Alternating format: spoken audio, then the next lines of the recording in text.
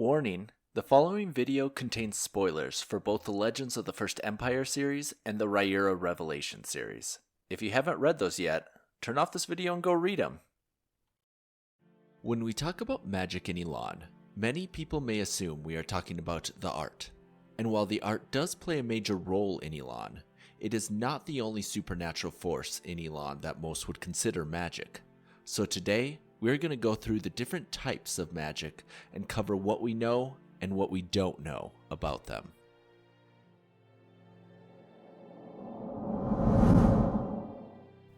As far as I know, Suri was the first of our kind to use the art. It must have been wonderful to do magic, except when it was not. Derived from life and energy, the art plays a major role in Eyton. It was the art itself that created the most beloved of the gods, Riyria, the mother of life. As the art is connected to life, it only exists on Eyton, and not as part of Eyton. This is why there is no way to use the art in Pyre, as Gifford points out. Since dying, I found no source to pull from, no way to reach the chords. This brings up the topic of chords. Artists use the myriad of chords around them to pluck and weave in order to alter the world around them. And while altering is the majority of what an artist does, creation is also possible by using Troth, the chord of creation.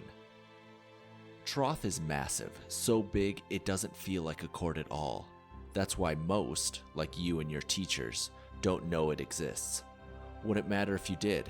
The power it takes to pluck is overwhelming. Troth is the largest and deepest of the chords, and therefore takes the most power to access. This is why creating something, such as a Galarabrin, takes such an enormous amount of energy from the artist. Practitioners of the art are found in many races, Frey, humans, goblins, and go by many names: artists, Miralith, Censar, Oberdazas, Wizardess. Many people believe that the first mortal practitioner was Fenelaus Mira, after Trylos taught her in order to aid in the Frey's battle against the Belglic Lungrians.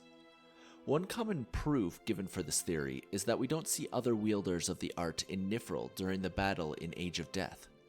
But the truth is that the inhabitants of Eyton have known about the art from the beginning, though there have been periods of time where it remained lost.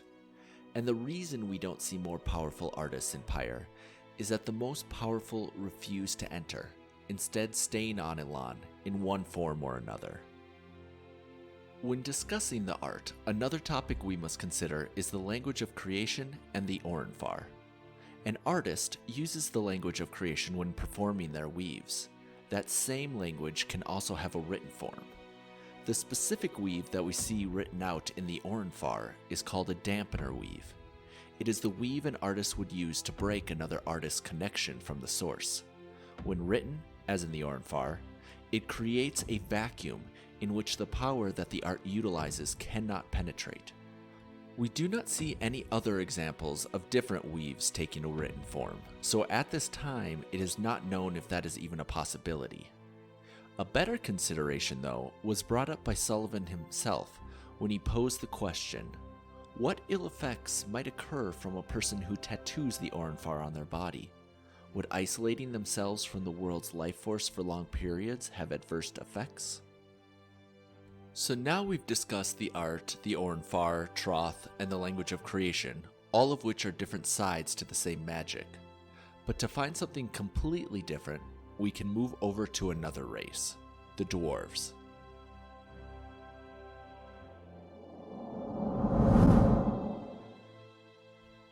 That's when the ground rose up. Deafening cracks and pops announced the shards of stone that grew from the stone floor of the valley. They coalesced and stood up. Dark rock in the general shape of a colossal man rose. We see multiple instances in which dwarves are able to make stone rise in the form of golems in order to aid them in their battles. King Midian does it in the dwarven battle versus the Frey, and then again in Nifril when facing the dragon Or. King Midian is not a practitioner of the art though, so it begs the question, is this another form of the art? The answer to which is no, this is something completely different. To understand this type of magic, we must go back to the very beginning. Eyton and Eyton had created Riyria, but the next beings that they created were the three Typhons. The Typhons were wild and destructive and would eventually be imprisoned in the abyss. But before Eyton could do that, the Typhons used a form of magic to raise up a new race of beings from the rock and stone of the earth. This race would eventually evolve into the modern-day Grimorians, or giants, which is why the giants see the Typhons as their gods. Now, where the art gets its power from the life force of Eyton, this other form of magic gets its power from a completely different force, one that has not yet been revealed to us, but very well may play an important role in the events to come. Now, getting back to the dwarves, it is no secret that the dwarves work intimately with the stone and rock in their mountains, and it was through this connection that they were able to unlock the ancient power that the Typhons first used. Griswold tells a fantastic tale in The Disappearance of Winter's Daughter of how this happened, and while some of it may not exactly be historically accurate, there's also some truth in his telling of events.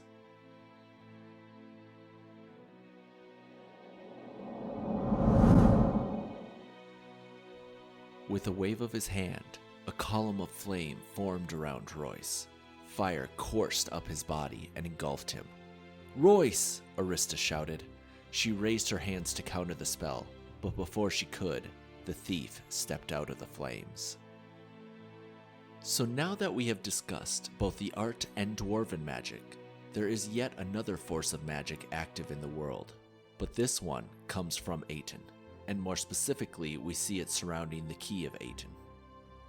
As we have already alluded to, Eyton and Eyton are two separate entities and forces, Eyton being the world and planet, and Eyton being the sky and universe. So this magical artifact that we have of Eyton, the key of Eyton, can do things no amount of the art would be able to accomplish. For example, opening the doors to Pyre.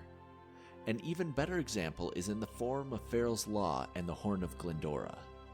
As a reminder, Farrell's Law forbids Frey from killing one another, on penalty of not being able to enter the afterlife, while the Horn provides a succession plan for Frey leadership, as well as bestowing Farrell's protection upon those who blow it until they can complete the challenge. There are several things about these items that help make it clear that it could not have been the art that created Farrell's Law or the Horn. Firstly, Farrell's Law bars souls from entering Pyre, something that could only be controlled by the power of Eyton.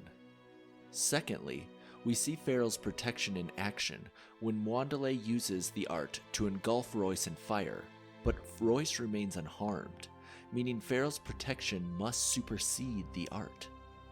All of this is because Farrell's Law and the Horn of Glendora have nothing to do with Farrell. Instead, they were created by Turin using the key of Eyton, and therefore it is neither the art nor Eyton, but Eyton's power that fuels them.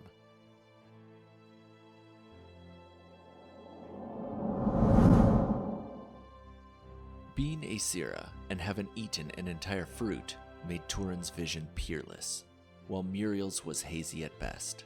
She could see anywhere in the present clearly, but the deeper into the future she peered, the foggier things got. There is one last type of magic that we should touch on, the gift of sight. There are several characters we see throughout the series that have this power to differing degrees, such as Turin, Muriel, Beatrice, and Gwen. And while the force that allows some characters this ability is unknown, it does seem that while other magics seem to grant people more at random, like the art, the talent of the gift of sight is often inherited, as with Gwen, an outlier being the fruit of Riyria, which increased Turin's ability and granted it to Muriel. There are still gaps in our knowledge about the differing magics that reside in Eyton, such as the source of the Typhon's magic and exactly what elements allowed Trylos to escape Pyre. But as the overarching struggle between Turin and Trylos unfolds, we can look forward to learning more. Thank you so much for watching today's video. Be sure to subscribe and watch my other videos to learn more about the world of Eyton and Riyria. Thanks!